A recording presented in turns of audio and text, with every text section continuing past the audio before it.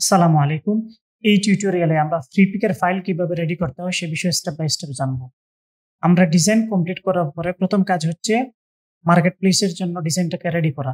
Ready করতে গিয়ে যে স্টেপটা প্রথমে আমাদের ফলো করতে হবে সেটি হচ্ছে লেয়ার মেইনটেইন করতে হবে। আরেকটা বিষয় আমি এখানে ক্লিয়ার করতে চাই।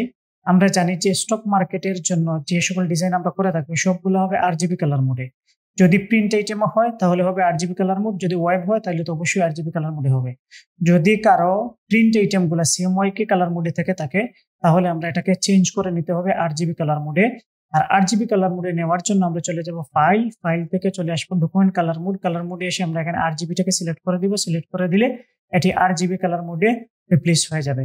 দেন আমরা যাব লেয়ার প্যানেলে গিয়ে আমরা এটাকে ওপেন করব। ওপেন করার পরে এখানে আমরা সবগুলা লেয়ার দেখতে পারবো এবং সবগুলা লেয়ার মেইনটেইন করতে হবে, অর্গানাইজ করতে হবে, অন্যথায় কিন্তু আমাদের ডিজাইন অ্যাপ্রুভ হবে না, রিজেক্ট হয়ে যাবে।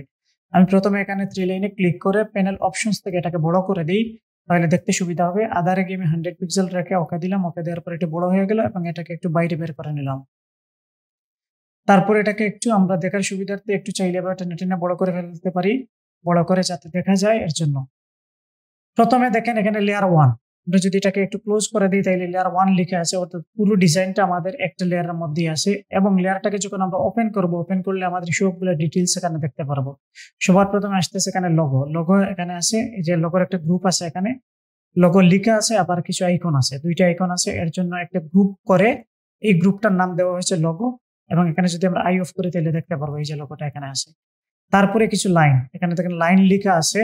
এই লাইনগুলো হেডলাইনের সাথে যে লাইনগুলো, এগুলোকে চাইলে আমরা হেডলাইনের ভিতরেও রেখে দিতে পারি, অথবা চাইলে আলাদা করে লাইন হিসেবে রেখে দিতে পারি, কোনো সমস্যা নেই। মেইন বিষয় হচ্ছে আপনার অর্গানাইজ থাকতে হবে। আপনি আলাদা রাখতে পারেন, একসাথে রাখতে পারেন, কিন্তু অর্গানাইজ থাকতে হবে, নামকরণ করা থাকতে হবে, যাতে যে কোনো একজন ক্লায়েন্ট দেখলে এটাকে বুঝতে পারে যে এখানে ওই জিনিসটা রাখা আছে। আমরা এখানে লাইনগুলোকে আলাদা একটা গ্রুপে রেখে দিলাম। তারপরে আসতেছে এখানে হেডলাইন, এই যে এখানে লেখা আছে হেডলাইনটা টোটালি একসাথে আছে আমাদের। তারপরে আসতেছে কোলাস দিয়ে আমাদের এখানে একটা নাম্বার আছে, এই নাম্বারটা এখানে একসাথে আছে। এভাবে করে আপনার সবগুলো আইটেমকে লেয়ারের মধ্যে অ্যারেঞ্জ করতে হবে বা লেয়ার মেনটেন করতে হবে, এভাবে করে নামকরণ করে রাখতে হবে। তারপরে আসতেছে আমাদের এখানে 25% লেস, এটার নাম দিয়েছি আমরা 25% লেস। এখন এই 25% এর সাথে যতগুলো জিনিস আছে সবগুলো একসাথে আছে, লেস, তারপরে 25%, তারপরে শেপ, সবগুলো একসাথে আছে একটা গ্রুপের মধ্যে।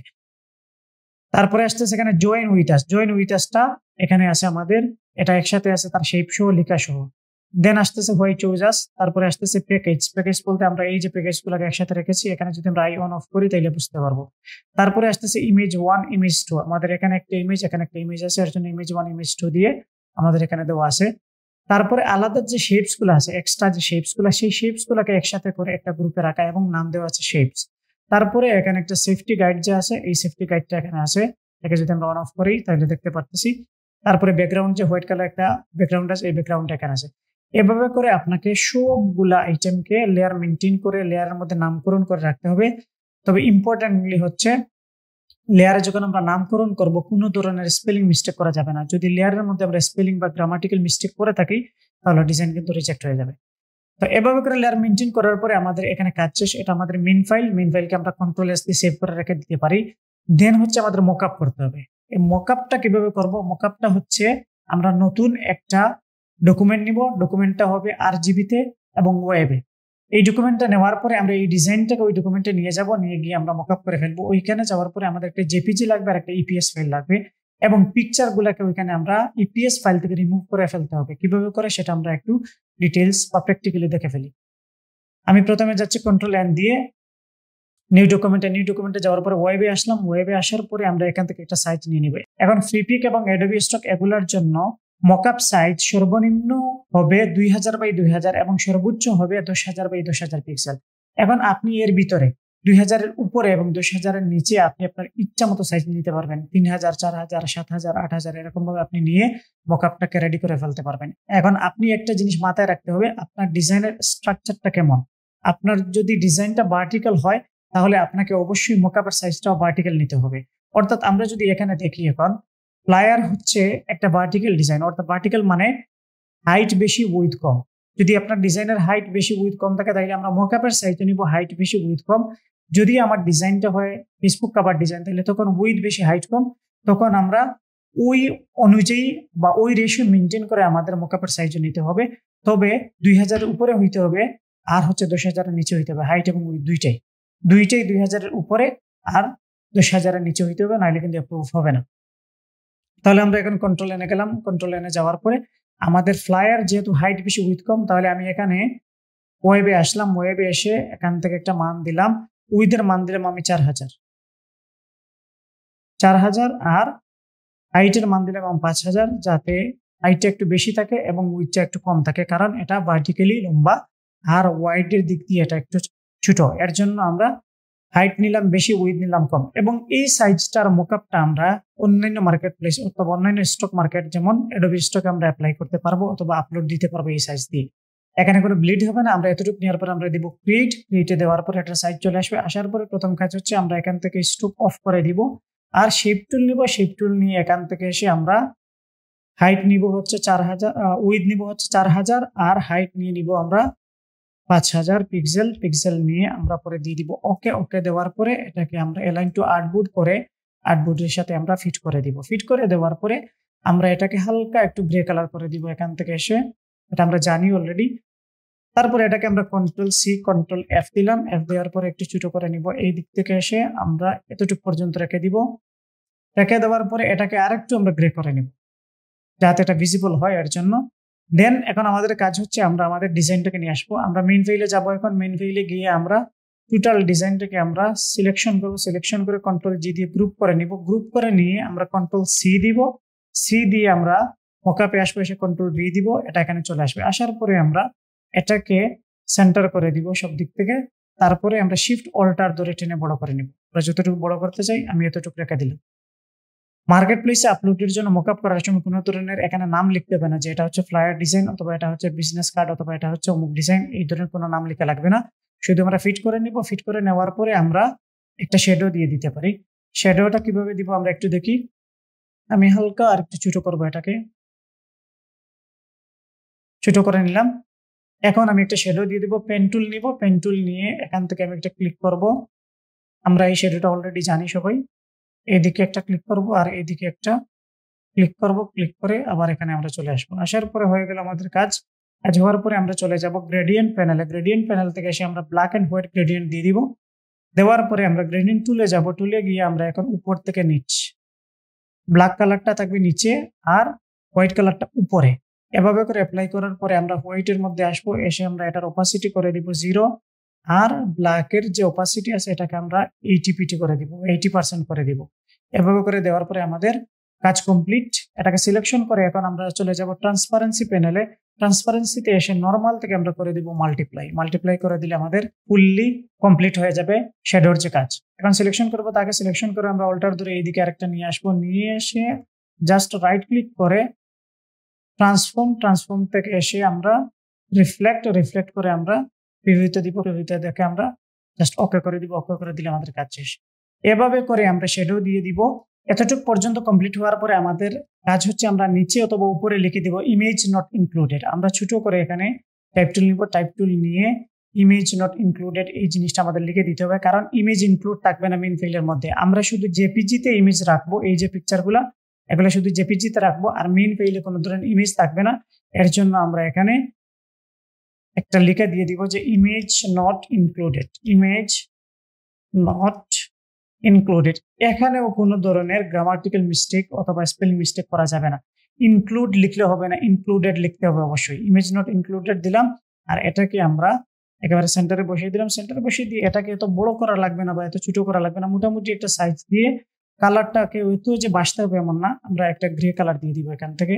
আমি এই টাইপের একটা কালার দিচ্ছি। এই টাইপের একটা কালার হয়ে গেলে না, এর চাইতে আর কিছু লাগবে না। এতটুকু পর্যন্ত লেখার পরে আমাদের কাজ হচ্ছে এখন জেপিজিটা সেভ করা। আমরা চলে যাব সেভ ফর ওয়েবে, কন্ট্রোল অল্টার শিফট এস দিয়ে। দেন এরকম থাকবে সবকিছু। আমরা সেভে যাব। সেভে যাওয়ার পরে আমরা একটা লোকেশনে চলে যাব যে কোথায় আমরা সেভ দিতে চাই। ওই লোকেশনে গিয়ে আমরা সেভ দিয়ে দিব। আমি এখানে আসলাম। এখানে আসার পর একটা নিউ ফোল্ডার নিব। নিউ ফোল্ডার নিয়ে এই ফোল্ডারের নাম দিব হচ্ছে মার্কেট প্লেস। আমি দিলাম মার্কেট প্লেস। মার্কেট প্লেসের ভিতরে গিয়ে আমি আরেকটা নিউ ফোল্ডার নিব। নিউ ফোল্ডার নিয়ে আমি এখানে লিখে দিব হচ্ছে ফ্রি পিক। ফ্রি পিক লিখে দেওয়ার পরে ফ্রি পিকের ভিতরে যাব। ভিতরে গিয়ে এখন আমি এই যে জেপিজিটার একটা নাম দিয়ে দিব জাস্ট ওয়ান দিয়ে আমরা সেভ দিয়ে দিব। আমরা গত একটা টিউটোরিয়ালে জেনেছিলাম যে মার্কেট প্লেসের যে ফাইলগুলো আমরা আপলোড দিব সেগুলো প্রিভিউ ইমেজ অথবা জেপিজি এবং মেইন ফাইল ইপিএস ফাইল একই নামে হইতে হবে। যেহেতু আমরা এখন জেপিজি দিয়েছি নাম্বার 1, তাহলে আমরা ইপিএস ফাইলটাকে দিব নাম্বার 1, নাহলে কিন্তু অ্যাপ্রুভ হবে না, প্রবলেম তৈরি হবে বা রিজেক্ট খাবো আমরা। এতটুকু পর্যন্ত শেষ হয়ে যাওয়ার পরে জেপিজি সেভ করে ফেললাম। সেভ করার পরে আমাদের এখন মকআপের লেয়ার মেনটেন করতে হবে। আমাদের মেইন ডিজাইনের কিন্তু লেয়ার মেনটেন করা আছে, কিন্তু পিকচারের কাজ কিন্তু করা নাই। মেইন ফাইলে আমরা জানি যে আমাদের পিকচার থাকবে না, এর জন্য মেইন ফাইল থেকে আমাদের পিকচারকে রিমুভ করতে হবে। আর এখন আমাদের মকআপের লেয়ার মেনটেন করতে হবে। মকআপের লেয়ার মেনটেনের জন্য আমরা লেয়ার প্যানেলে যাব। লেয়ার প্যানেলে গিয়ে আমরা এখানে এগুলাকে খুঁজে বের করবো কোনটা কোথায় আছে। আমি এখান থেকে প্যানেল অপশনসে এসে আধার দিয়ে আমি 100% করে দিয়ে তারপরে এখান থেকে ওকে করে দিলাম, তাহলে এগুলো বড় হয়ে গেল। এটা হচ্ছে ইমেজ নট ইনক্লুডেড, এটা হচ্ছে আমাদের শ্যাডো, এই দুইটা। আর এটা হচ্ছে আমাদের মেইন ডিজাইন, এই যে আমাদের মেইন ডিজাইন। আর এই হচ্ছে কি ব্যাকগ্রাউন্ডের রেক্টেঙ্গল। এই সবগুলোকে আমরা সিলেকশন করবো। এটাকে ধরবো, শিফট ধরে এটাকে সিলেকশন করবো, এটাকে সিলেকশন করবো, এটাকে সিলেকশন করবো, এটাকে সিলেকশন করবো। পরে আমরা একটা কন্ট্রোল জি দিয়ে গ্রুপ করে নিব। আর এই গ্রুপের নামটা আমরা দিয়ে দিব হচ্ছে ব্যাকগ্রাউন্ড। এখানে আর কিছু করা লাগবে না, আমরা ব্যাকগ্রাউন্ড। তাহলে মকআপের সবকিছু আলাদা হয়ে গেল একটা গ্রুপে। এই যে ব্যাকগ্রাউন্ড গ্রুপে আছে মকআপের সবকিছু, আর আমাদের মেইন ডিজাইনটা কিন্তু তার জায়গায় আছে। এবং মকআপের যে ফাইলগুলো সবগুলোকে আমাদের রাখতে হবে মেইন ফাইলের নিচে। যদি আমরা উপরে উঠিয়ে দিই তাহলে দেখেন আমাদের ডিজাইনটা শো করবে না, এর জন্য এটাকে ধরে আমরা নিচে নিয়ে আসবো। যদি উপরে উঠেও যায় নিচে নামিয়ে নিতে হবে।